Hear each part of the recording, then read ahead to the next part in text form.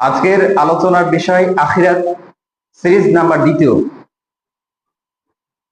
আখিরাত বলা হয় মৃত্যুর পরের জীবনকে, যে জীবনের মানুষের মৃত্যু নেই। দুনিয়ার জীবনে আমাদের মৃত্যু রয়েছে, দুনিয়ার জীবনে আমাদের শেষ একটি দীর্ঘশ্বাস রয়েছে বা আমাদের রূহ কবজের বিষয় রয়েছে। কিন্তু যখন আমরা এই দুনিয়ার মায়ার বাঁধন ত্যাগ করব, যখন আমরা এই দুনিয়া থেকে অগ্রসর হব, তথা এই দুনিয়া থেকে যখন আমরা চলে যাব পরকালীন জীবনে, এই পরকালীন জীবনকেই বলা হয় আখিরাতের জীবন। আর এই জীবনটি হচ্ছে আমাদের জন্য উত্তম জীবন। মুত্তাকিদের জন্য, মুমিনদের জন্য হচ্ছে উত্তম জীবন কোনটি? পরকালীন জীবন। তারা দুনিয়াতে এমন ভাবে চলাচল করে যেমন ভাবে একজন জেলখানার কয়েদি দুনিয়াতে জেলখানার মধ্যে একটি ঘরে আবদ্ধ থাকে, ঠিক তেমন ভাবে একজন মুসলিম, একজন মুমিন বা মুত্তাকি তাকওয়াশীল ব্যক্তি সেইভাবে দুনিয়াতে জীবন যাপন করে। এই দৃষ্টান্ত কেন দিলাম? এই দৃষ্টান্ত দেওয়ার বা উদাহরণ দেওয়ার কারণ এটাই যে মুমিনের জীবনটি চার দেয়ালের মাঝে বন্দী। যেমন ভাবে আপনি যদি জেলখানাতে উপনীত হন, আপনি যদি জেলখানাতে থাকেন, তাহলে আপনার জেলখানার জীবনটি কেমন আপনি ভালোভাবে জানেন, যে আপনি ওই দেওয়ালের বাইরে যেতে পারবেন না। মানে একটি নির্দিষ্ট সীমারেখার মধ্যেই আপনাকে জীবনযাপন করতে হবে। ঠিক মুমিন বা মুত্তাকি বা ইমানদারদের জীবন তেমন। কিভাবে তেমন? একজন মুমিন, একজন ইমানদার, একজন তাকওয়াশীল ব্যক্তি চাইলে জেনা করতে পারে না। যখন তার মধ্যে ঈমান থাকে, তাকওয়া থাকে, তখন সে জেনা করতে পারে না। একজন তাকওয়াশীল ব্যক্তি, আল্লাহভীরু ব্যক্তি চাইলে চুরি করতে পারে না। একজন তাকওয়াশীল ব্যক্তি চাইলে যত অনৈতিকতা রয়েছে পৃথিবীতে, যত অনৈতিক কাজ রয়েছে, হারাম কাজ রয়েছে, সমস্ত হারামের মধ্যে সে লিপ্ত হতে পারে না। তাকে একটি নির্দিষ্ট সীমারেখার মধ্যেই তার জীবন অতিবাহিত করতে হয়। এবং অনুরূপ ভাবে যে ব্যক্তি আল্লাহ সুবহানাহু ওয়া তাআলার সাথে কুফরি করে, যে ব্যক্তি আল্লাহ রাসূল সাল্লাল্লাহু আলাইহি ওয়াসাল্লামের ইত্তেবা তথা অনুসরণ করে না, ওই ব্যক্তির দৃষ্টান্ত হচ্ছে সে দুনিয়াতে নিজের আবাসস্থলকে জান্নাতে পরিণত করে নিয়েছে, নাউযুবিল্লাহ বলে।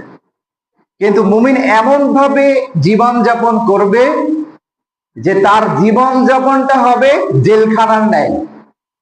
মানে যে সমস্ত হুকুম বা আহকাম কোরআন এবং সুন্নাহর মধ্যে রয়েছে,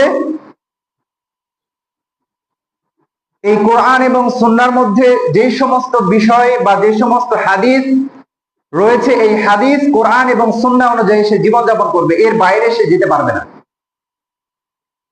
কারণ এই মনোনীত দিন ব্যবস্থা আল্লাহ সুবহানাহু ওয়া তাআলা দিয়েছেন মুমিনদের জন্য, ঈমানদারের জন্য। এই কারণে নবী সাল্লাল্লাহু আলাইহি ওয়াসাল্লাম বলছেন, আদ-দুনিয়া সিজনুল মুমিনিন ওয়া জান্নাতুল কাফির। দুনিয়া হচ্ছে মুমিনদের জন্য, আর দুনিয়া সিজনুল মুমিনিন তথা দুনিয়া হচ্ছে মুমিনদের জন্য জেলখানা। এরপরে বলা হচ্ছে এবং কাফেরদের জন্য হচ্ছে জান্নাত। মুমিনদের জন্য জেলখানা, আর কাফেরদের জন্য কি? জান্নাত। কাফেররা এমন ভাবে তাদের জীবন পরিচালনা করবে যে তাদের এই জীবন পরিচালনা করার মধ্য দিয়ে তারা দুনিয়াতে তাদের ভোগ বিলাস, বাড়ি গাড়ি, টাকা পয়সা, অর্থ সামগ্রী, পোশাক পরিচ্ছদ, প্রত্যেকটি ক্ষেত্রে যদি আপনি লক্ষ্য করেন, তাহলে দেখবেন বিলাসিতাই তার পুরো জীবন পরিপূর্ণ হয়ে গিয়েছে। এবং তাকে দেখে মনে হবে যে সে হয়তোবা জান্নাতের সুখী করছে, দুনিয়াতে গ্রহণ করছে, নাউযুবিল্লাহ। কিন্তু সম্ভব না। জান্নাত এমন ভাবে আল্লাহ সুবহানাহু ওয়া তাআলা সৃষ্টি করেছেন যে কোনো ব্যক্তি এমন কোন চোখ নেই দুনিয়ার যে চোখ জান্নাতকে নিয়ে চিন্তা করতে পারবে বা দেখতে পাবে বা কল্পনা করতে পারবে, এমন কোন অন্তর বা কল্প নেই। তার চিন্তা ধারার মধ্যেও আসবে না যে আল্লাহ সুবহানাহু ওয়া তাআলা, আল্লাহ আযজা ওয়া জাল্লা এত সুন্দরভাবে জান্নাত সৃষ্টি করেছেন এবং প্রশস্ত করেছেন, এটা মানুষ কল্পনার মধ্যেও নিয়ে আসতে পারবে না, এটা সম্ভব না। কিন্তু একজন মুনাফিক অথবা কাফের, তারা তাদের জীবনযাপন লাইফ স্টাইল দেখলে আপনি বুঝতে পারবেন যে তারা দুনিয়ায় তাদের জীবনকে এরকম ভাবে সুশোভিত করার চেষ্টা করছে, কিন্তু সম্ভব না। আল্লাহ সুবহানাহু ওয়া তাআলা এই কারণে সূরা তাকাসুরের মধ্যে বলছেন আলহাকুমুত তাকাসুর।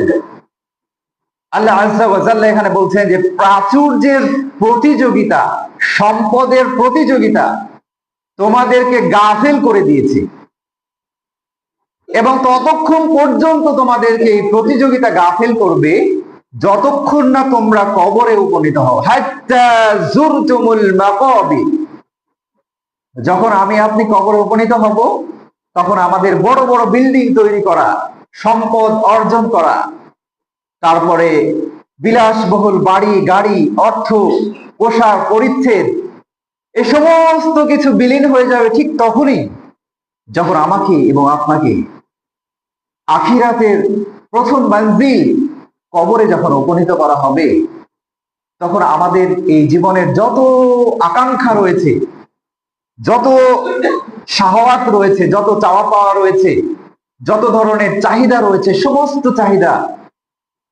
বন্ধ হয়ে যাবে, নিঃশেষ হয়ে যাবে, নিস্তেজ হয়ে যাবে। তাহলে অত্র আয়াত থেকে আমরা প্রমাণ পাই যে আমরা প্রত্যেকেই প্রাচুর্যের প্রতিযোগিতায় গাফিল হয়ে গিয়েছি, দুনিয়ার উপরে আমরা বিভোর হয়ে গিয়েছি, মত্ত হয়ে গিয়েছি, আমরা দুনিয়ার মোহে পড়ে গিয়েছি। এবং কতক্ষণ পর্যন্ত এই মোহটা থাকবে এটাও আল্লাহ সুবহানাহু ওয়া তাআলা এই সূরার মধ্যেই বলে দিয়েছেন যে যতক্ষণ না আমরা কবরে উপনীত হব ঠিক ততক্ষণই আমাদের এই মোহটা কাজ করবে। মৃত্যু এমন একটি অবিচ্ছেদ্য নাম, একটি অবিচ্ছেদ্য অংশ, যেটা একজন মানুষের কখন কোন সময় উপনীত হবে কেউ বলতে পারবে না। এবং মৃত্যু আমাদের প্রত্যেককে গ্রাস করবে। যেই প্রাণীর জীবন রয়েছে, যে প্রাণীর মধ্যে রূহ রয়েছে, সেই প্রাণীকে মৃত্যুর স্বাদ আস্বাদন করতে হবে। আল্লাহ সুবহানাহু ওয়া তাআলা সূরা আনকাবুতের মধ্যে বলছেন, এই আয়াতের মধ্যে আল্লাহ সুবহানাহু ওয়া তাআলা স্পষ্ট করে বলছেন যে কুল্লু নাফসিন যায়িকাতুল মাউত। আল্লাহ আযজা ওয়া জাল্লা এই আয়াতে বলছেন যে প্রত্যেক প্রাণীকে মৃত্যুর স্বাদ আস্বাদন করতে হবে। প্রত্যেক প্রাণী যেমনই ভাবে আমাকে আপনাকে মৃত্যুর স্বাদ আস্বাদন করতে হবে। আমি আপনি যদি বিশাল একটি চিলাকোঠা তৈরি করি, এই প্রাচীরের চিলাকোঠা, যে চিলাকোঠা আমরা আসমান পর্যন্ত চাইলে কি করতে পারবো, নির্মাণ করতে পারবো, তবু সম্ভব নয়। কিন্তু মনকে সান্ত্বনা দেওয়ার জন্য যে আমার এই আসমান পর্যন্ত এই চিলাকোঠা তৈরি করলেও এই চিলাকোঠাটা তৈরি করার কারণে হয়তো মৃত্যু আমাকে গ্রাস করতে পারবে না, এটা অসম্ভব। আমাদের চিন্তাধারা এইরকম হয়ে গিয়েছে আজকে যে অমুক মারা গেল, তারপরে সে মারা গেল, তারপরে দাদা মারা গেল, চাচা মারা গেল, পিতা মারা গেল, মাতা মারা গেল, সকলেই মারা গেল, আমি হয়তো মৃত্যুবরণ করব না, আমি হয়তো কি করব না, মৃত্যুবরণ করব না। দেখুন আল্লাহ সুবহানাহু ওয়া তাআলা স্পষ্ট এই কারণে অনেক জায়গাতে বর্ণনা করে দিয়েছেন। মৃত্যু সংক্রান্ত বিষয়ে অনেক জায়গাতে আল্লাহ সুবহানাহু ওয়া তাআলা কি করেছেন, বর্ণনা করে দিয়েছেন আল্লাহ সুবহানাহু ওয়া তাআলা। এই সংক্রান্ত বিষয়ে নবী সাল্লাল্লাহু আলাইহি ওয়াসাল্লাম বলছেন, আবু হুরায়রা রাদিয়াল্লাহু তাআলা আনহু হতে বর্ণিত, তিনি বলেন রাসূল সাল্লাল্লাহু আলাইহি ওয়াসাল্লাম বলেছেন, আকসিরু মিন যিকরি হাদিমিল লাযযাতিল মাউত।